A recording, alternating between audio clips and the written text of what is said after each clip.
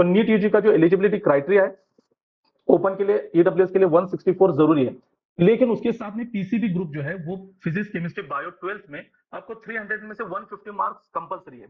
ये दोनों क्राइटेरिया अगर मैच होगा तो ही आप एमबीबीएस, बीडीएस, बीएमएस सभी आयुष कोर्सेज में एडमिशन ले सकते हैं। फिजियोथेरेपी इसमें नहीं आता, उसमें जस्ट नीट एलिजिबल भी होंगे तो भी नीट 0 स्कोर रहा तो भी आपका एडमिशन हो जाता है।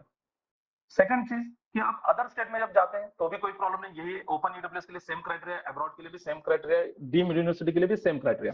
प्रॉब्लम कहां आता है कि जो रिजर्व कैटेगरी है जिसमें ओबीसी, एससी, एसटी सभी लोग आते हैं, तो उनके लिए ये कट ऑफ जो है नीट का 164 की जगह 129 है और पीसीबी ग्रुप में 150 की जगह 120 है।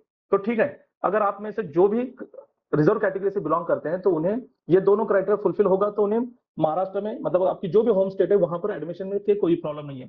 बट जब आप अदर स्टेट में जाएंगे तो आपको क्राइटेरिया ओपन का लगेगा।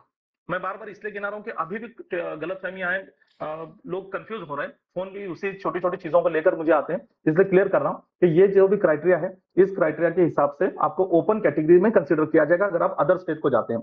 लेकिन ये भी ध्यान में रखें, वहां पर आपको ओपन कैटेगरी से कंसिडर किया जाएगा, बट डीम्ड के लिए अगर आप जाना चाहते हैं तो ये क्राइटेरिया चलेगा। मतलब डीम्ड के लिए अगर कोई बच्चा ओपन के ओबीसी से बिलोंग करता है, 129 उसका स्कोर है, तो वो सभी तरफ एलिजिबल है। मतलब किधर, महाराष्ट्र के लिए होम स्टेट में, उसी के साथ में डीम्ड के लिए, बट अदर स्टेट के प्राइवेट कॉलेजेस के लिए एलिजिबल नहीं रहेगा।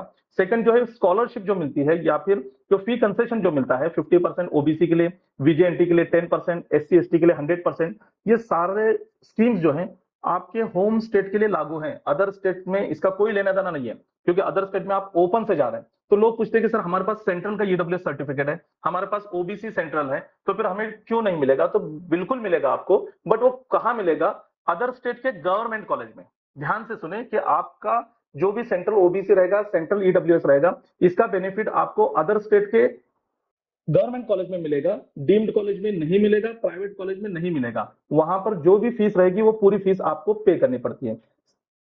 सबसे इंपॉर्टेंट पॉइंट जो मैं अभी बोल रहा हूं वही कि नॉन क्वालिफाइड होंगे तो कहीं एडमिशन नहीं होता।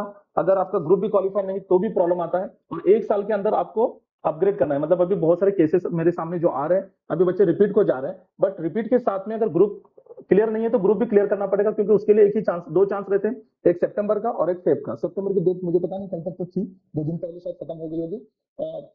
इसके साथ में तमिलनाडु के बारे में कहूंगा कि तमिलनाडु ने नीट को एक्सेप्ट नहीं किया है आयुष कोर्सेज के लिए। तो वहां पर वो दिक्कत आती है कि तमिलनाडु के कुछ कॉलेजेस में जो आयुष के कॉलेजेस भी बहुत कम है, लेकिन वहां पर आप कम नीट पर भी स्टूडेंट जाते हैं, लेकिन उसमें बहुत सारी टेक्निकल प्रॉब्लम्स हैं। जब आप यहाँ पर महाराष्ट्र में आएंगे प्रैक्टिस के लिए तो प्रॉब्लम फेस आपको करना पड़ेगा। तो ये चीजें, कैटेगरी बेनिफिट का भी मैंने आपको बताया। लेकिन एक याद रखें कि अगर कोई स्टूडेंट है ओबीसी का, 130 स्कोर है, मतलब 164 तो नहीं है, बट वो एलिजिबल है 130 पे, तो वो महाराष्ट्र में एडमिशन ले सकता है, अदर स्टेट में नहीं जा सकता, बट डीम्ड को जा सकता है, क्योंकि डीम्ड के लिए क्राइटेरिया पकड़ा जाएगा।